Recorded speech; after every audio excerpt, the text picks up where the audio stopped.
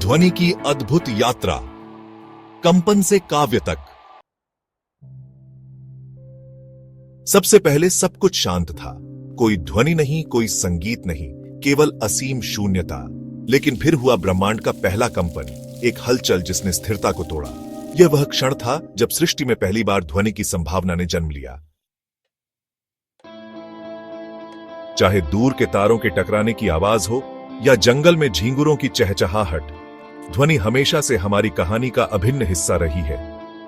परंतु क्या आपने कभी सोचा है कि ध्वनि वास्तव में बनती कैसे है?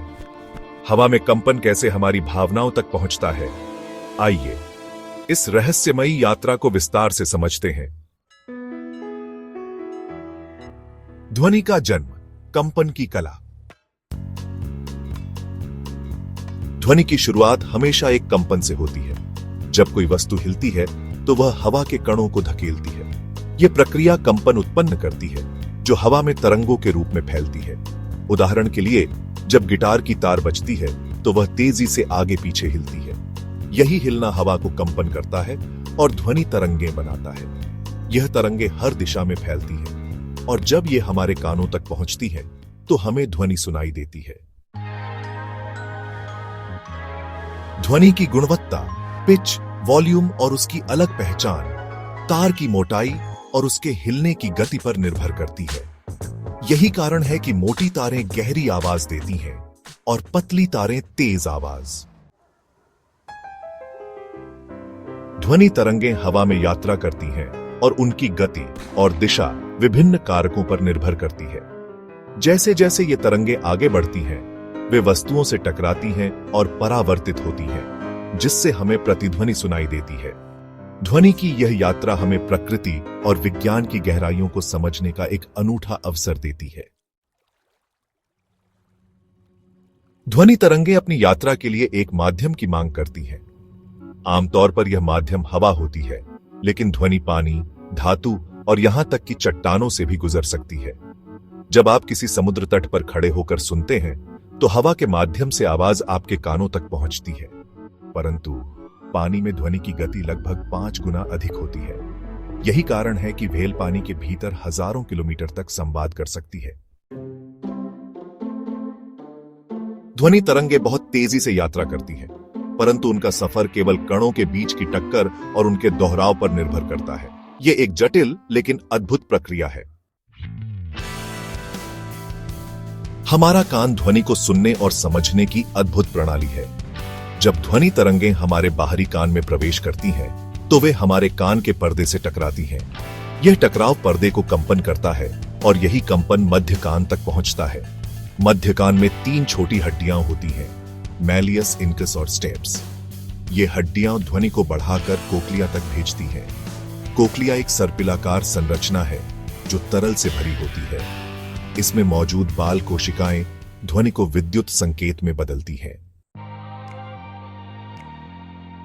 ये संकेत हमारे मस्तिष्क तक पहुंचते हैं, जहां ध्वनि को अर्थ मिलता है। यहीं पर संगीत, वार्तालाप या अलार्म की पहचान होती है। प्रकृति की ध्वनियां जीवन का प्रतीक हैं। पक्षी गाने गाकर अपने साथियों को आकर्षित करते हैं। झींगुर रात के समय संवाद करते हैं। हाथी गहरे, कम आवृत्ति वाले कंपन उत्पन्न करते हैं, जो धरती के माध्यम से उनकी झुंड तक पहुंचता है। जंगल की हर ध्वनि एक संगीत रचना का हिस्सा है। पक्षियों की चहचहाहट इसकी मेलोडी है, जबकि हवा का शोर इसकी ताल है। यही ध्वनियां जानवरों को दिशा और चेतावनी देती हैं। मानव का योगदान, ध्वनि बनाना। मानव ने ध्वनि को केवल सुनने तक सीमित नहीं रखा। हमने इसे बनाने और नियंत्रित करने की कला भी विकसित की। गिटार, पियानो और बांसुरी जैसे वाद्य यंत्र ध्वनि उत्पन्न करने के लिए कंपन का उपयोग करते हैं। आधुनिक तकनीक ने हमें डिजिटल रूप से ध्वनि बनाने का अवसर दिया।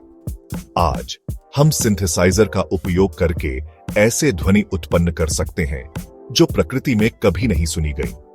ध्वनि का उपयोग न केवल मनोरंजन के लिए, बल्कि संवाद, चिकित्सा और शोध के लिए भी किया जाता है।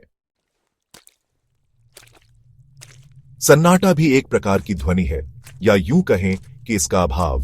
पूर्ण सन्नाटा एक दुर्लभ घटना है। यहां तक कि सबसे शांत कमरे में भी आप अपने शरीर की आवाज सुन सकते हैं, दिल की धड़कन, रक्त का प्रवाह। अंतरिक्ष में सन्नाटा है, वहां कोई हवा नहीं है, इसलिए ध्वनि तरंगें यात्रा नहीं कर सकती। यह सन्नाटा हमें धरती की ध्वनि की महत्ता को समझने में मदद करता है। भविष्य का संगीत, ध्वनि की संभावनाएं। ध्वनि का उपयोग आज कई क्षेत्रों में हो रहा है। अल्ट्रासोनिक तरंगों का उपयोग चिकित्सा में किया जाता है। वैज्ञानिक ध्वनि तरंगों का उपयोग वस्तुओं को स्थानांतरित करने के लिए भी कर रहे हैं। भविष्य में ध्वनि का उपयोग अंतरिक्ष अन्वेषण, रोबोटिक्स और चिकित्सा अनुसंधान में और अधिक बढ़ेगा। ध्वनि केवल एक भौतिक प्रक्रिया नहीं है, यह भावना, संवाद और जीवन का हिस्सा है। यह हमें जोड़ती है, सिखाती है और प्रेरित करती है। चाहे पक्षियों की चहचहाहट हो या संगीत का आनंद, ध्वनि हमारे जीवन को परिभाषित करती है।